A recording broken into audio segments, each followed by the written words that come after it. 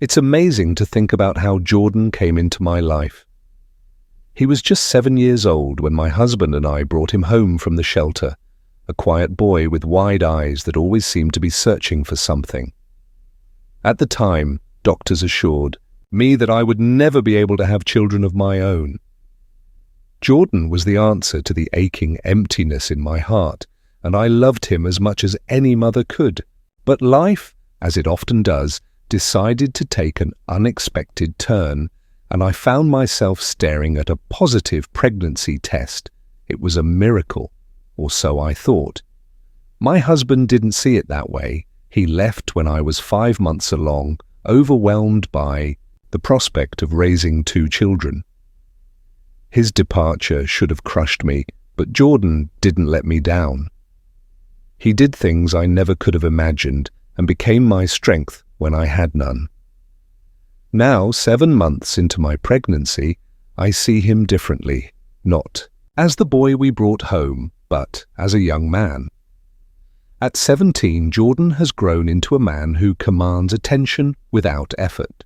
His quiet strength is evident not only in his broad shoulders and defined muscles, but also in the way he takes care of me. He never complains about carrying heavy groceries or making sure I eat in front of him. His kindness is unwavering. It was a warm evening when the boundaries of our relationship shifted. I lay on the couch, my swollen belly a constant reminder of the life growing inside me, when Jordan entered with a tray of tea and a few snacks. "You shouldn't move so much," he said, his voice filled with concern. "I can still take a few steps," I replied with a smile, but the truth was that I liked how much he cared. He sat down next to me, his closeness comforting. I noticed his hand resting on the arm of the couch, strong and steady. Without thinking twice, I placed mine on his, feeling the warmth of his skin. He froze for a moment before his fingers wrapped around mine. "You've always been with me," I murmured, my voice barely above a whisper. He looked at me, his dark eyes filled with something I couldn't quite place. "And I always will be." The weight of his words hung in the air, and for a moment it seemed as if the world had stopped. I felt more than just the bond between mother and son. It was something deeper, something I didn't dare name. Nights had grown lonelier than I expected. Evenings were the hardest when the house fell silent, and the ache for companionship weighed heavily on me. My husband's absence left an emptiness I couldn't ignore, though I tried to fill it with my son's laughter and the gentle kicks of the baby growing within me. Jordan became my lifeline during those solitary moments. He never asked why I would sit quietly on the couch, staring at nothing, and he didn't need to. His presence was enough, a silent reminder that I wasn't alone. One night, as I sank into the couch, my hands instinctively resting on my belly, Jordan came and sat beside me. His large hands were warm against my own as he gently stroked my stomach. The baby responded with a soft kick, and Jordan's eyes lit up in a way I'd never seen before. His gaze was tender, filled with love and admiration, making my heart skip a beat. "You're amazing," he said softly, his voice steady. "You're carrying life. That's incredible." I laughed quietly, the sound bittersweet. "It doesn't feel so amazing when you're waddling around or trying to sleep with a soccer player inside you." His chuckle was low and rich, and the sound settled something inside me. "It's beautiful," he said, leaning closer. "You're beautiful." I wasn't sure how to respond to that.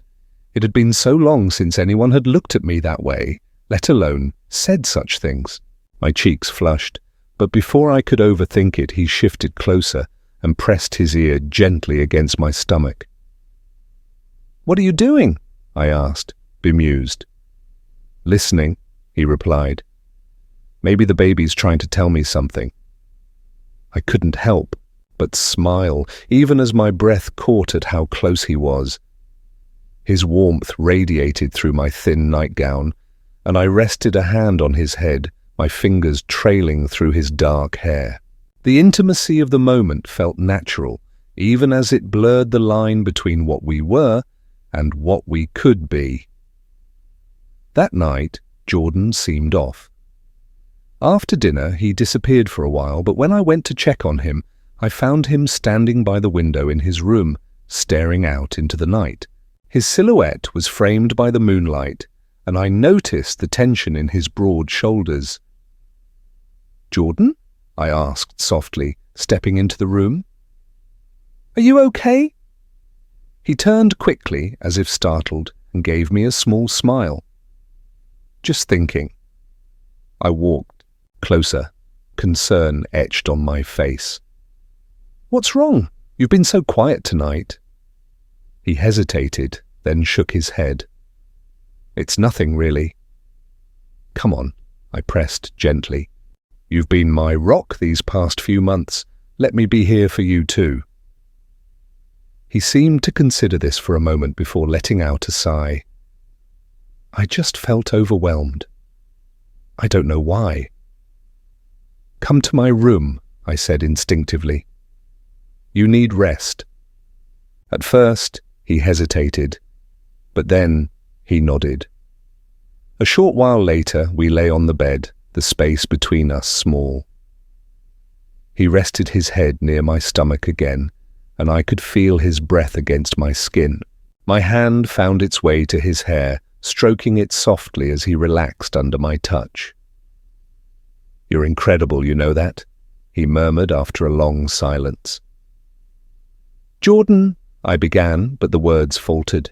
He lifted his head slightly, his eyes meeting mine. "You are...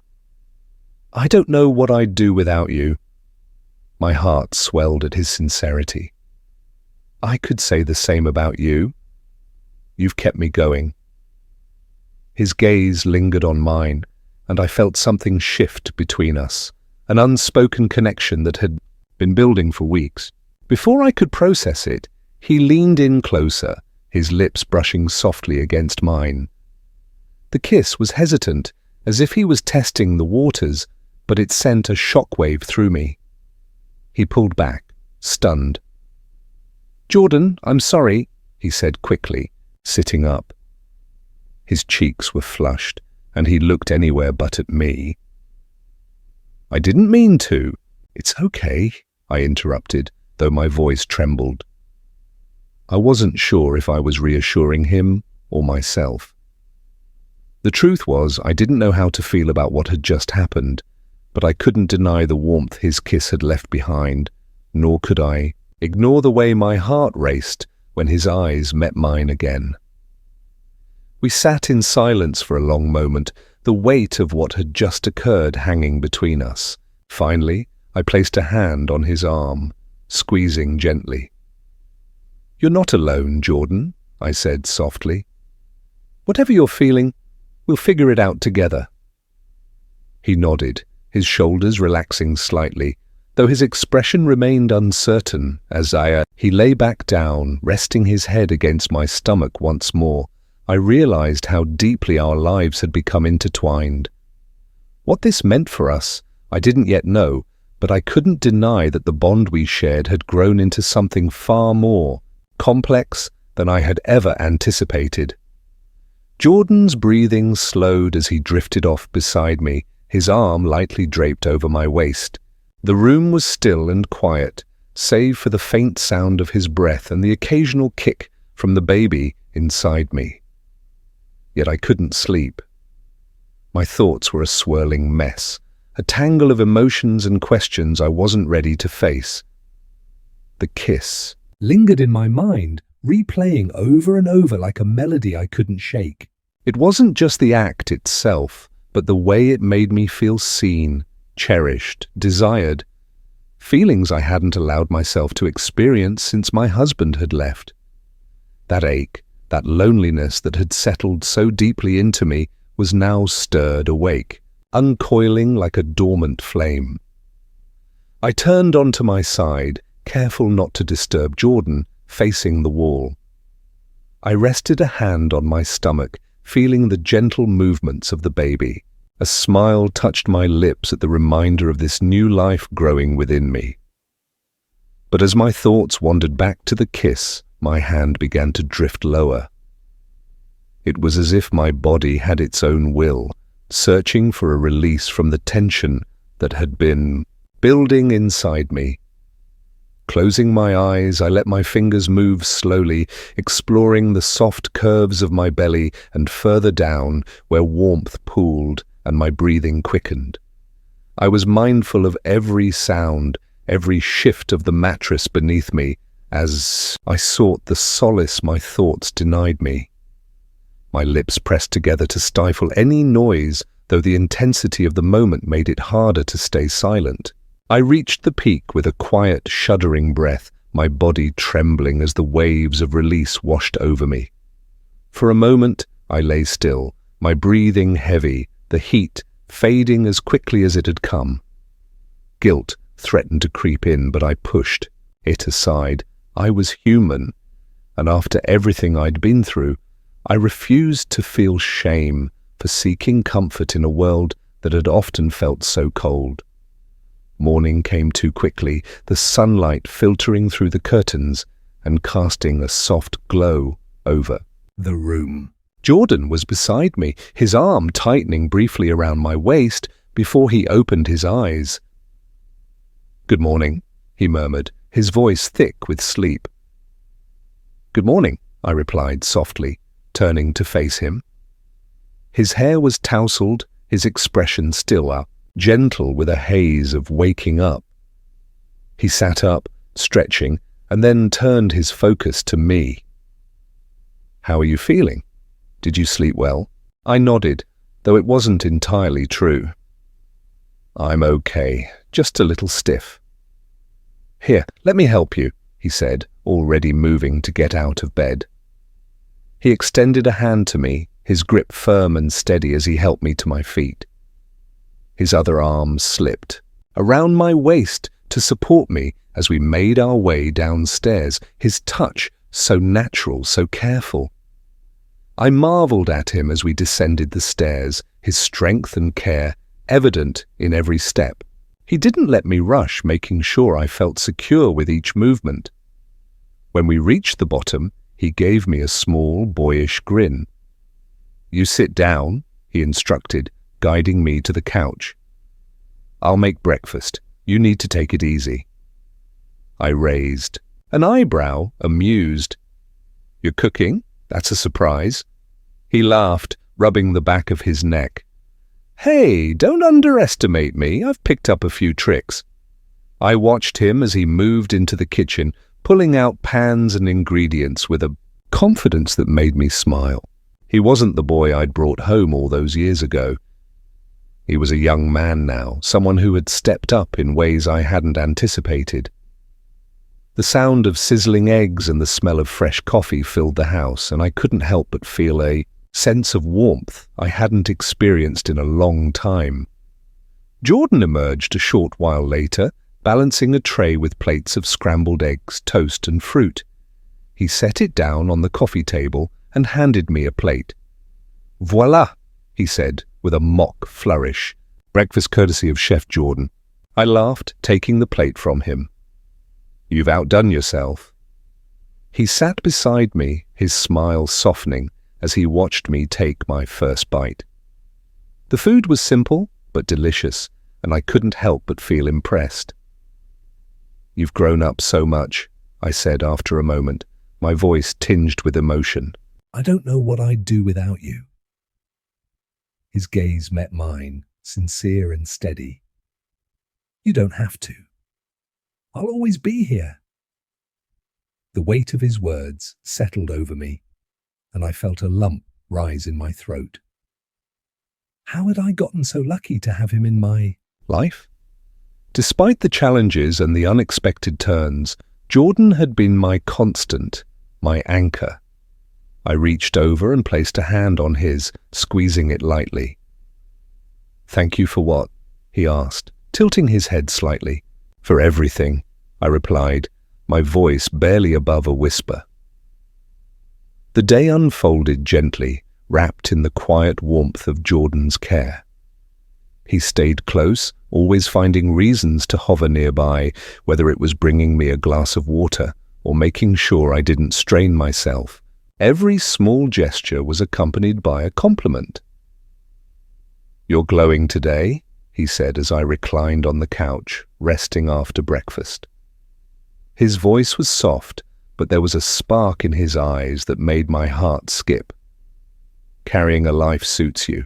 I laughed lightly, brushing off his words, though inside I felt a warm rush that was impossible to ignore. "That's just a nice way of saying I look like a blimp." "Not at all," he protested, his tone earnest. "You're beautiful, Mum. You always have been." It was the sincerity in his voice that caught me off guard, leaving me momentarily speechless. Over the years, Jordan had grown into a man who knew exactly how to make someone feel special, and right now, he was turning all that energy toward me. I wasn't sure what to do with it, but I couldn't deny how much I craved it. The way he looked at me like I was the only person who mattered made me feel cherished in a way I hadn't felt in years. As the day turned to evening, I found myself retreating to bed earlier than usual. The weight of the baby made everything more exhausting, and I was grateful for the quiet sanctuary of my room. I settled in, the pillows arranged just so to support my aching back, and allowed myself to drift into the peaceful hum of the house. A knock on the door pulled me from my thoughts. "Come in," I called, expecting Jordan. Sure enough, he entered, carrying a small bottle of lotion in his hands. His expression was soft, almost shy, as he approached the bed.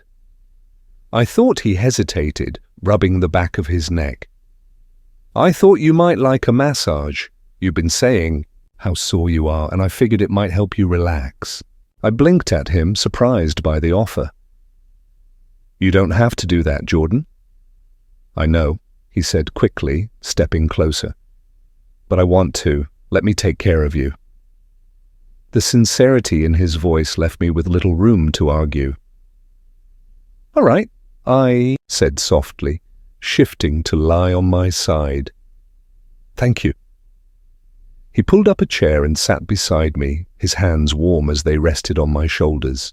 Slowly, he began to work the tension from my muscles, his touch firm yet gentle. I closed my eyes, letting myself melt under his care as the knots in my neck and back dissolved. He worked with a quiet focus, his hands moving with a skill that surprised me. "You're so strong," he murmured, his voice barely above a whisper. "You've been through so much, and you still keep going. It amazes me." I opened my eyes and glanced at him, my heart swelling at his words. "You're giving me too much credit," I said, though his gaze told me he didn't agree. He shook his head. "I don't think so. You're incredible." His hands moved down to my arms, then lower to my legs, massaging with the same careful attention. I felt like I was floating, the day's aches and worries melting away with every stroke of his fingers. When he finished, he pulled the blanket over me and sat back, watching me with an expression I couldn't quite read. "Thank you, Jordan," I said softly, meeting his eyes. "That was wonderful." "I'm glad," he replied, his voice thick with emotion. He hesitated for a moment before speaking again. "I don't want to leave you." The words hung in the air, and my heart skipped a beat. "What do you mean?" "I mean I don't want to leave you," he said, his tone firm but gentle. "Not now, not ever. I don't know what I'd do without you." Tears pricked at my eyes as I reached for his hand, squeezing it tightly. "Jordan, you've been my rock through all of this. I don't know what I'd do without you either." He leaned closer, his thumb brushing against my hand. "Then let me stay with you always. I'll take care of you, of the baby, of everything." His words struck a chord deep within me, filling a void I hadn't realized was so vast. The sincerity, in his voice, the warmth in his eyes. It was overwhelming. For the first time in a long while, I felt truly seen, truly valued. I nodded, my voice trembling as I spoke. "You're not going anywhere. We'll figure this out together." The look of relief and devotion on his face was something I would never forget. As he sat there, his hand clasped in mine, I realized how deeply our bond had grown. Whatever the future held, I knew we would face it side by side. The air between us was heavy with unspoken words, an intimacy that felt both natural and impossible to ignore. Jordan's hand lingered in mine, his gaze holding mine with a quiet intensity that sent a shiver down my spine. "I'll always be here for you," he said softly, his voice like a promise etched into the stillness of the room. Before I could respond, he leaned forward, his lips brushing against mine with a gentleness that stole my breath. It wasn't hurried or uncertain, it was deliberate, filled with a tenderness that left no room for misunderstanding. I froze for a moment, my mind racing. Every logical thought told me this shouldn't be happening, but my heart whispered something different.